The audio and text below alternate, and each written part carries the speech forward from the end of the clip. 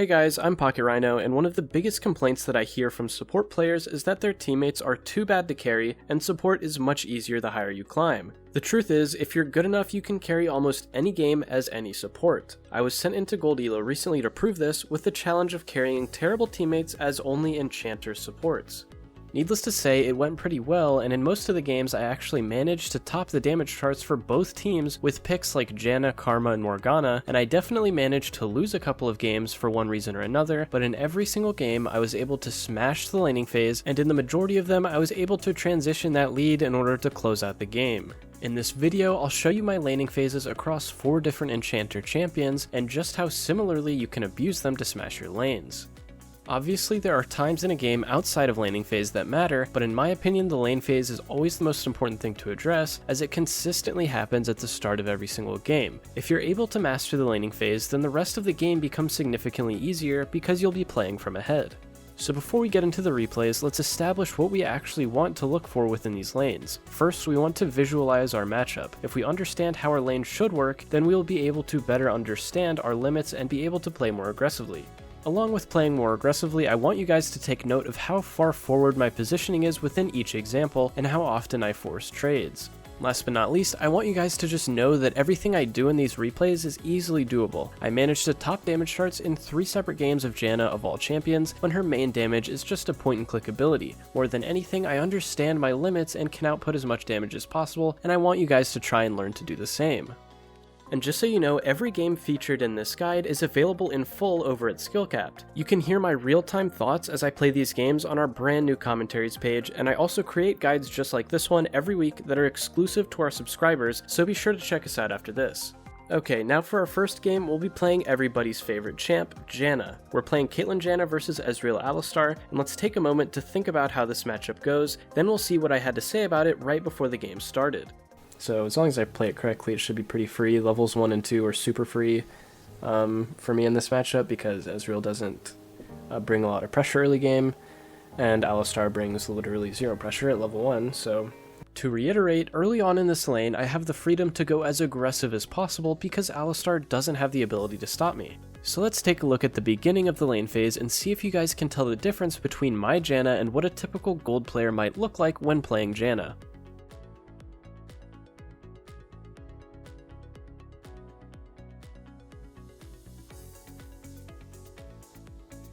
It's something I mentioned within the live commentary itself, but I want to explain it better in detail. Throughout the first 2 waves, my positioning was almost permanently forward. Let's take another look at it, and you can see that I'm positioning at least parallel with my AD carry, but often I'm actually playing super far forward, trading into the enemy bot lane 1v2. And the reason I can exert this much pressure in the early lane is simply because of the matchup. Into an Alistar you can do whatever you want with almost no fear at level 1, because he just doesn't have a good ability to take at level 1 that gives him pressure like a Thresh or Nautilus or almost any other support would. And obviously on top of that he's melee, so I get the freedom to lay down as much poke as I want. And with all of that damage that I got, we forced the enemy bot lane to base just after hitting level 3, and we recalled with Kate having 26 farm to Ezreal's 11 off of the back of my aggressive laning. But like I said, this is an innately easy matchup for me to abuse worse players. The real question is, can I do a similar thing versus a lane matchup that's better equipped to fight back? Well, luckily I played quite a few Janna games, so we can check out another one. This time I had Kate Janna versus Lucian and Xerath, which is a much more difficult lane to win as Janna since Xerath outranges you so heavily. So let's say you start a lane knowing exactly this information. What do you do to actually get the poke damage off without taking a lot of damage back? Well, let's look at a couple of examples where I trade with the enemy bot lane and see whether you guys think they're good or bad trades.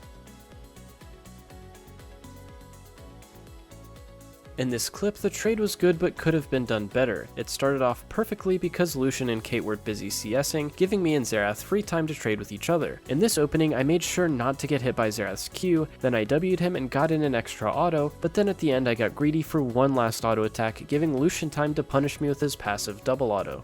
As a support player, you could easily look at Caitlyn and point out her mistakes here. She had even more free time than Lucian, yet didn't auto either Lucian or Xerath even a single time during the trade, leaving me to take the damage in a 2v1.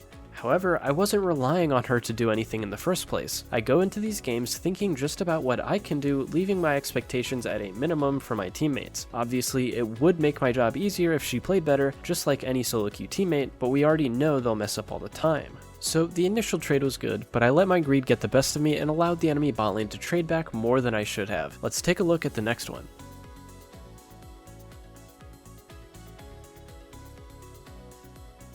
So this is basically the ideal trade. Right beforehand, I baited and dodged Xerath's W, giving me a good window to walk up. There's one fundamental reason why this was such a great trade though. Let's see if you guys can figure out what it is.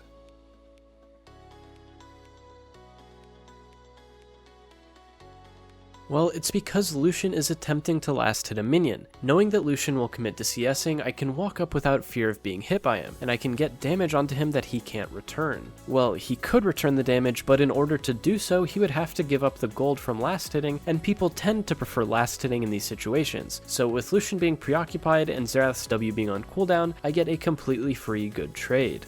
As you guys can see, getting good trades relies completely on your matchup and your matchup knowledge. If you understand what your opponents can do, you can punish them just like I did in these replays. Even in a relatively bad matchup, I was able to find plenty of openings to get good trades. And on our first recall, my AD carry ended up being 20 CS up on the Lucian and a kill over him due to this aggressive playstyle. Alright, I think we've seen enough Janna, let's switch it up to something a bit more exciting with Soraka. And not only is it Soraka, but it's Soraka versus Yuumi.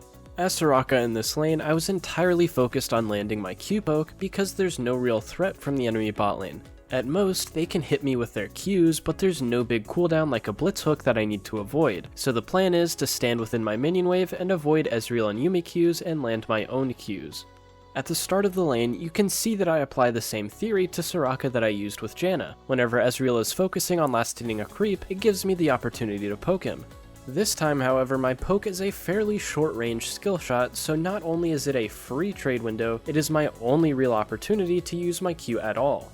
If I just throw out Qs off cooldown, it becomes obvious and easy to juke and back away from. But if I wait until Ezreal has to walk up to CS, then he has to make a choice. Either get the gold and take the poke damage, or avoid it altogether, but either way, it's a small win for me. In the live commentary, I mentioned the same thing, but in this play specifically, my Q was up for nearly 10 seconds because I waited for the perfect time to use it. Not only does it hit Ezreal, but as he tried to back away, he missed the minion that he was trying to get, so it was a win-win for me. And once again, after our first recall, my AD carry is up 11 CS and we're up 2 kills on the opposing bot lane due to the aggressive trading and how much pressure I put on the enemy AD carry early on. And that's it for Soraka. I'm honestly kind of ashamed that I had to play her in the first place to get this replay, so let's quickly move on. Next up we have Morgana. Out of all the champs we will go over, Morgana has the best ability to actually kill the enemy laners when they mess up. This is obviously due to her binding, which is a long range, pretty high damage CC, so once again I need to figure out how I should play my matchup and then abuse my champion's strengths. This matchup is Kate Morgana versus Ezreal Zyra, so both lanes essentially want to do the same thing, push and poke with long range abilities. What really determines who has the advantage is the wave position. If we are able to push first, then we have a minion wave to hide behind in order to dodge Ezreal Qs, but if they get a push, then they have a minion wave to hide behind for my Morg binds, so it's imperative that we push them into their tower and fish for poke damage and dark bindings until we either kill them or poke them out of the lane. By the way, neither me or Zyra have flash due to some level 1 shenanigans, but it's pretty irrelevant to my point. Let's watch the first level play out, and then afterwards we'll analyze what happens.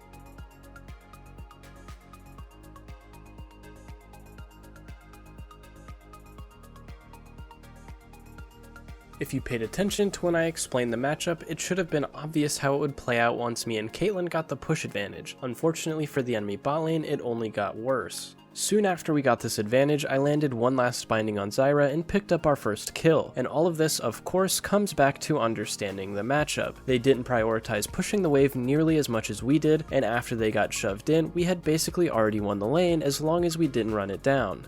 And after everything was said and done, after our first recall, my AD carry was up 25 CS and 1 kill on the enemy AD. Hopefully you guys are noticing the trend here. My AD carries and I are getting huge leads very early on due to the early aggression.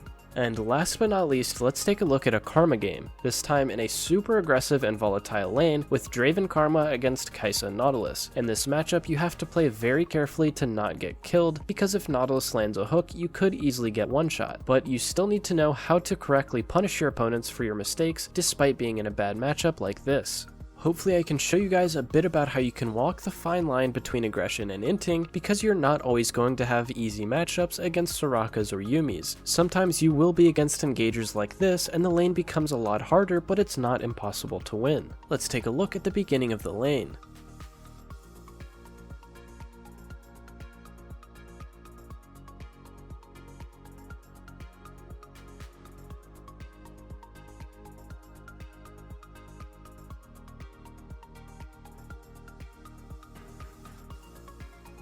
So why did that work out for me when I just said that if you get hit by a hook, you can get one shot? Well, the main reason it went so well is because of Kai'Sa's mispositioning. Before I got hit a single time, she already had less than half HP. She attempted to trade with me and ran into a mantra Q and multiple Draven auto attacks, and by that point I allowed myself to get engaged on by Nautilus by walking directly forward into him because I was confident we'd win the fight anyways. Honestly, I'm surprised at how close it was, but in the end, Draven didn't even use heal on me, and Kai'Sa Nautilus does deal a ton of damage. This fight comes down to Kai'Sa making a big mistake and me punishing it as hard as possible, and after that, the lane became pretty fiesta pretty fast, and Kai'Sa walked into lane and died 2 more times before letting us finally go back to base. And once we did return to lane, Draven had a 3 kill and 9 CS lead, and the game was pretty much over by that point. That's going to be all for this one, guys. Remember, all the games featured in this guide have full live action commentaries over at skillcapped. If you want to see more of my support content here on YouTube, be sure to hit the like and subscribe buttons if you haven't already. Also, let me know what you want to see next in the comments below. Thanks for watching.